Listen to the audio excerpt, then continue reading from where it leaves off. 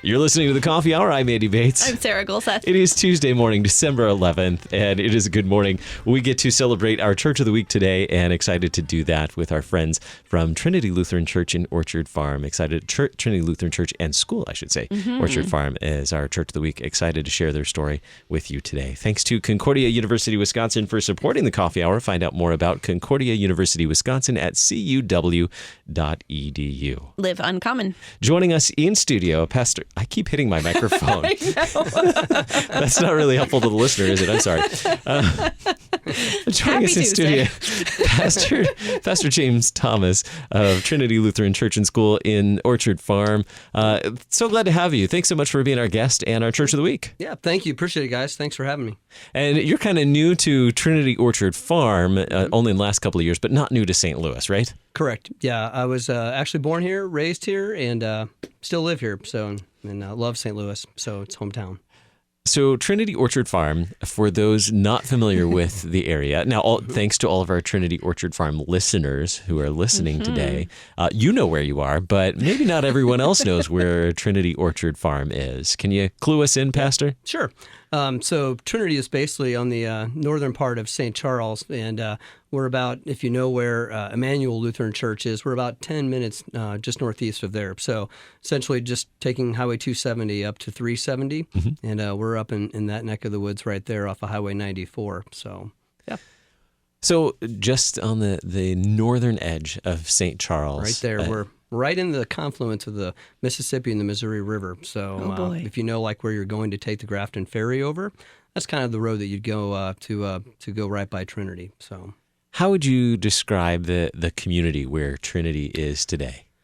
The community essentially is what I would gauge is probably fairly rural, right around the church and the school. But if you get really within about 2 to 3 miles of that, society is encroaching, and Newtown and a lot of other planned unit developments and other types of subdivisions are inching their way closer to the community there in Orchard Farm. So, but I would classify it, pretty rural area for the most part. So.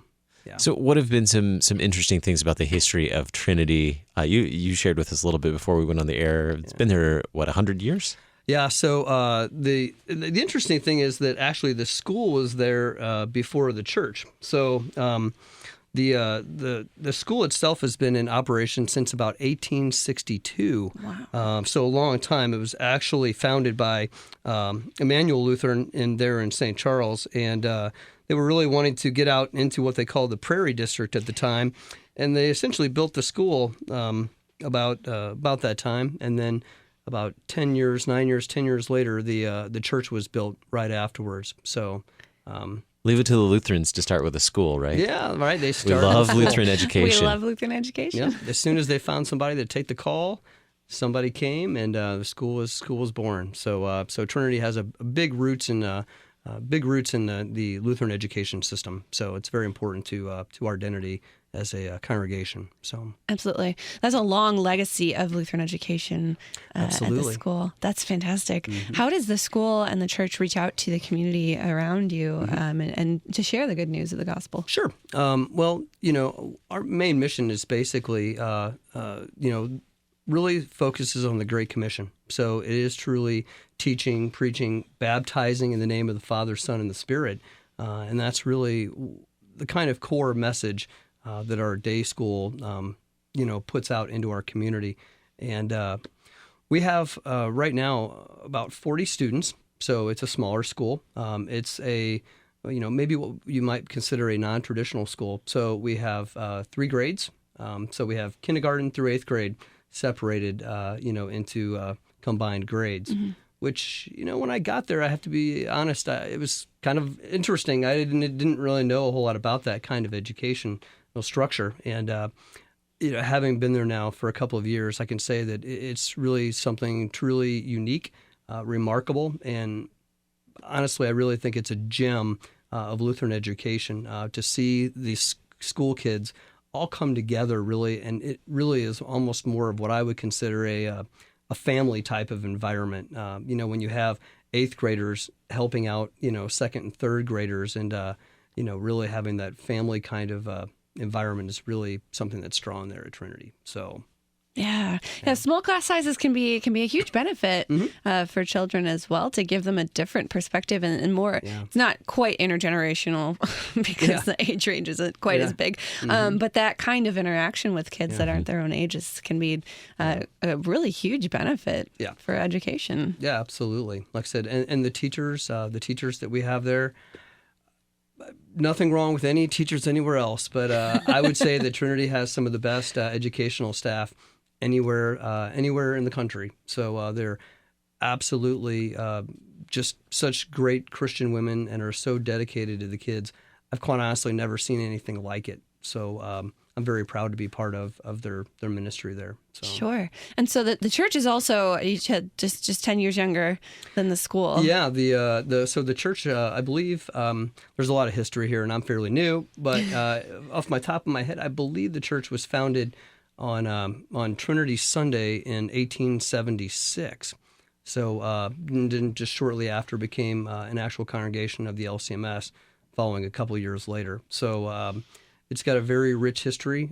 They actually had all German services up until I think around World War I. Maybe they started integrating English services into the German services, and then around 1939. With World War II, you could see they had all English services following past there. So long history out there in that area of worshiping. So, So you brought us up to 1939. Yeah,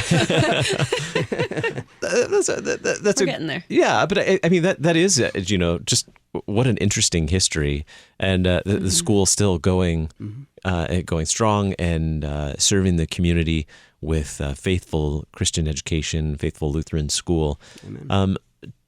What Advent, a busy season, I'm sure, for many congregations. Special Advent services during this month? Yeah, Advent services. So we traditionally, like a lot of other congregations, we'll have soup suppers starting at 6 o'clock, and then our traditional worship starting at 7 o'clock all the Wednesdays in Advent. So, other special services? We started recently doing a festival of 9 lessons and carols, which came from King's College in Cambridge, and I changed the service over a couple of years ago from what we were traditionally doing, just because I think it offers such a rich history. And let's face it, there's a lot of people that don't come to church except Christmas Eve and Easter, and so. It's one of those things that it's great to be able to see the life, the whole breadth of Scripture in one service, also kind of coupled with, some just very traditional, very Christ-centered music of the Christmas season. So we've started doing that in the last 2 years now, and people seem to really enjoy it, and also it's an opportunity to learn, about the history of the church and also about how Christ interacts with the world. So we invite anyone out to come out on Christmas Eve, and we'll be having regular services at 4 o'clock and also at 9 o'clock p.m. And like I said, we invite anybody to come out and worship with us. So very good. Yeah. Okay, now you mentioned music. I'm curious, any special, you mentioned having lessons and carols. What role does music play at Trinity? Well, we have a huge choir of about 12 people. It's great. Hey, that can be a very big choir, especially small but mighty. They're very good, and we're also blessed to have the talents of one special family, the Hart family, in our congregation, who has their entire family of about 7 or 8 of them that all play instruments and also sing and are extremely talented. And whenever they join us, it pretty much doubles the size of the choir and actually adds a very nice musical component to our worship services. And the other nice thing is we also have excellent choirs from our kids. So we have the kids that sing, sometimes the younger kids, sometimes the older kids. And so they do a wonderful job and really add to the worship service as well. So, yeah. Children's choirs are the best.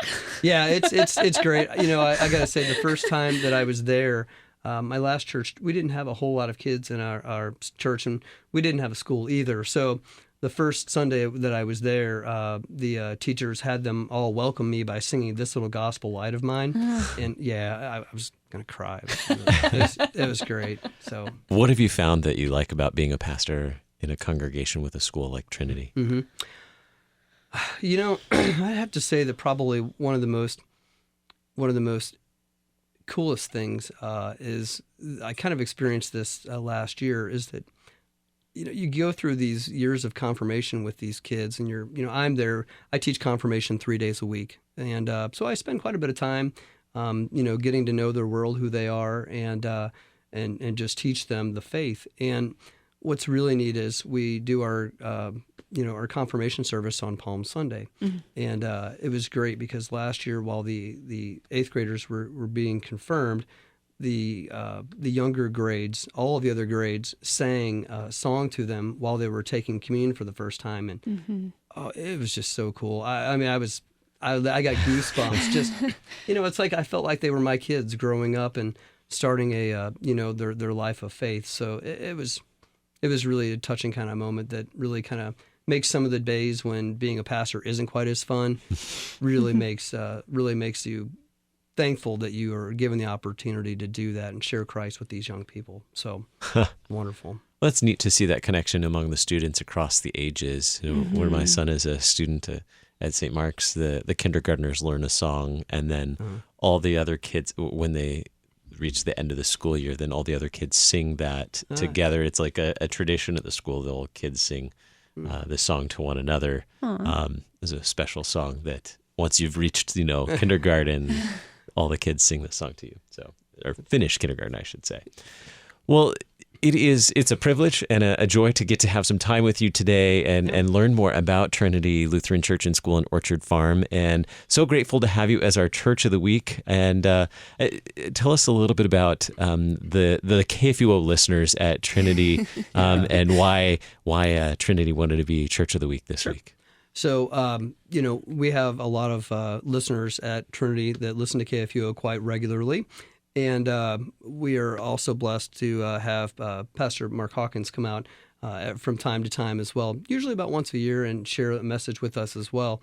But we love the programming here at Trinity, and one of our couples in the church said, "Hey, this would be a good idea." And they asked me if I thought it would be a good idea, and I said, "Absolutely." So, so that's kind of how we got here to this point.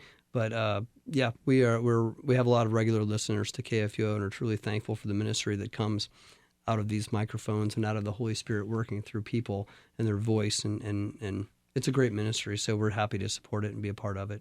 So. Well, we're thankful for your partnership and thankful to have you as our guest today on the Coffee Hour. Thanks so much for joining us, Pastor Thomas. Thank you. Appreciate it. You're listening to the Coffee Hour. I'm Andy Bates. I'm Sarah Golseth.